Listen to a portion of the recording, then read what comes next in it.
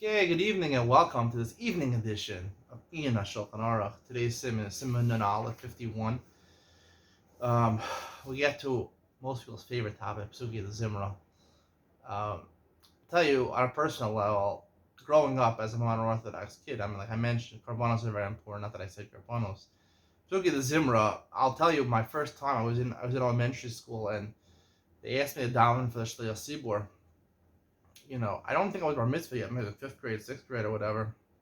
And they asked me to daven Psuki the Zimmer, not the main part of davening. It wasn't bar mitzvah yet. And I remember, there wasn't 15 minutes like common in Haredi places to say Psuki the Zimra. Maybe about 5-10 minutes. And I'm trying to think. You're supposed to say, people read the last pasuk at the end of every kapitel to Hillim, you know, and I'm trying to think about it because I was a sincere type of person. I felt you have to say all the words like supposed to say these paragraphs, but I was forced under peer pressure, under societal pressure, to just skip because it was impossible to say all the words and to say the end of each thing out loud. And I remember feeling guilty that I'm supposed to say all the words, but I didn't say them. So that's why I became Haredi because I had more time for Psuki the Zimra. There actually was a point in my life, um, my early 20s, where I would wake up early. I would start davening Psuki the Zimra I started davening 10-15 minutes before the seaboard even daven. So I have like a half an hour of Psuki the Zimra. I said it really slowly with Kavana. I still didn't have Kavana, even if I tried a half an hour. And then I realized after that, I'm like, no matter how much time you have for this, there'll still be other things going through your mind. So nowadays, I say Baruch Shamar and Yishtabach. That's what I generally do. We're going to see it in Niman Beis. You're supposed to say Ashrei, presumably also in the middle. Leads me to the question is, what is these brachos? Baruch Shamar and Yishtabach. It's clear from the poskim. These are not Medina, the Gemara, Ashrona, the Bab, the Yerushalmi, the Yishtabach might be mentioned in Yerushalmi, but Baruch Shamar he'll mention the Bavli, and it's something from Zohar, basically, that came down to Anshikas Zagdola. And to the point that in Sif Dalit over here, it's not only in Mafsik, and the Ramah adds, even though it's Var Mitzvah, not in Mafsik. Obviously, I'm going to give it the benefit of the doubt, they're understanding that Birchas, Baruch Shamar Yishtabach are Birchas HaMitzvah, right? And therefore, you're doing a mitzvah by saying Psuki the Zimra. So you can't be mafsek in the middle. Yishtabach is the end of the bracha, but Baruch Shamar is the beginning of the bracha. But it's clear from the actual Lashon Mishabura, it says the Aleph Omer Baruch Shamar Kodem Psuki the Zimra Yishtabach La'achareim. It's not so clear. These are Birchas HaMitzvah. I would say it's more of a Shevach V'Hodah. The brachas themselves. I mean, what do you talk about? Baruch Shamar V'Olam.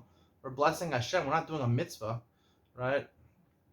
We're saying praise of Hashem, Yishtabach, right? Praise of Hashem. I would say it's not Birchas Hanenim for sure. It's definitely probably not Birchas HaMitzvah.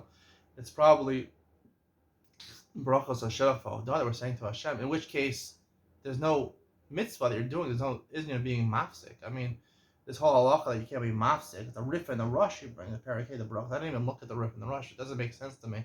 This whole thing, even for our mitzvah. I mean, you have a real mitzvah over here. You have Nesina Stucca or putting our tefillin or things like that. You can't be mafsik with dibur. I want to repair tefillin. You can't do that.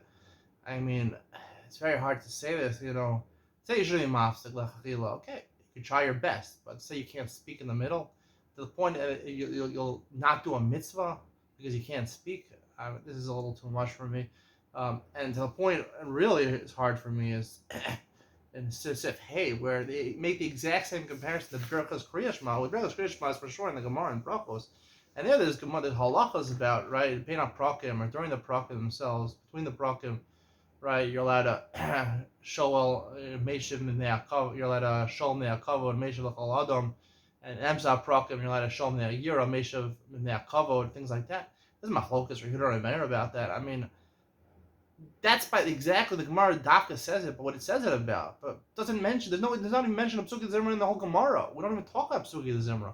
So how could the Shulchan Aruch so seemingly simply just say the same exact halachas apply to Bein HaPrakim? Where is there Bein HaPrakim? The Gemara Dafka says this is Bein HaPrakim in the middle. Bein the bracha of Yotzer Or, Ta'ava Rabba, and Ava Rabba, Kriya Shema. Those are Bein HaPrakim. We're just making up Bein HaPrakim over here. These kapitulach of Tehillim and Psuki Zimra are Bein HaPrakim over here, and you can say certainly Bein HaPrakim and certainly not Bein HaPrakim.